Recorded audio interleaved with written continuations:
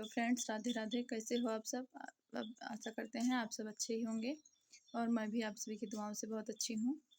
और प्लीज़ आप मेरे चैनल को सब्सक्राइब करिए और ज़्यादा से ज़्यादा प्यार दीजिए। आज मैं लेके आई हूँ एक बहुत ही प्यारा सुहाग गीत है, तो आप लोग सुनिए और बहुत ढेर सारा प्यारा आशीर्वाद दीजिए। तो सुना जाए।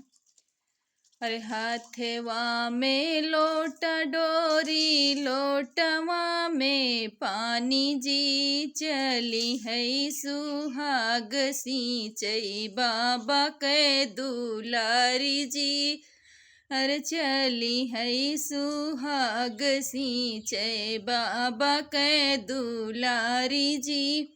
हाथवा में लोटा डोरी, लोटवा में पानी जी, चली है सुहाग सिंचई पापा के दुलारी जी। चली है सुहाग सिंचई पापा के दुलारी जी।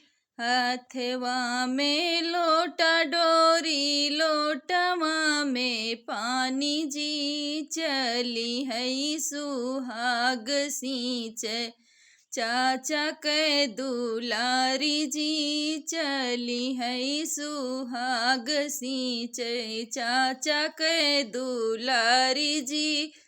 हाथवा में लोटा डोरी, लोटवा में पानी जी, चली है सुहाग सिंचई भैया के दुलारी जी। चली है सुहाग सिंचई भैया के दुलारी जी। अरे टूटी गए डोरिया, लूढ़ा की गए पानी जी। टूटी गए डोरिया, लूढ़ा की गए पानी जी। सुसुकी रुआं बाबा के दुलारी जी। सुसुकी रुआं बाबा के दुलारी जी। टूटी गा है डोरिया, ढरकी गा है पानी जी। सुसुकी रुआं पापा के दुलारी जी।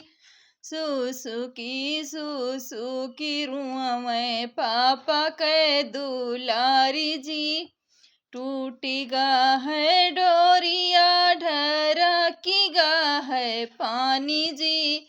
सुसुकी रुआं चाचा के दुलारी जी। टूटी गा है डोरिया, लूढ़ा की गए पानी जी। सुसुकी रुआं भैया के दुलारी जी। सुसुकी रुआं भैया के दुलारी जी। ताहवा ससुर पूता घोड़ दउरावई जी। काहे बिना रुअवती बाट्यू प्राणों से प्यारी जी। काहे बिना रोवती बाट्यू प्राणों से प्यारी जी। टूटी गा है डोरिया, लूढ़ा की गा है पानी जी। टूटी गा है डोरिया, लूढ़ा की गा है पानी जी। यही बिना रोवती बाटी बाबा के दुलारी जी। यही बिना रोवती बाटी पापा के दुलारी जी।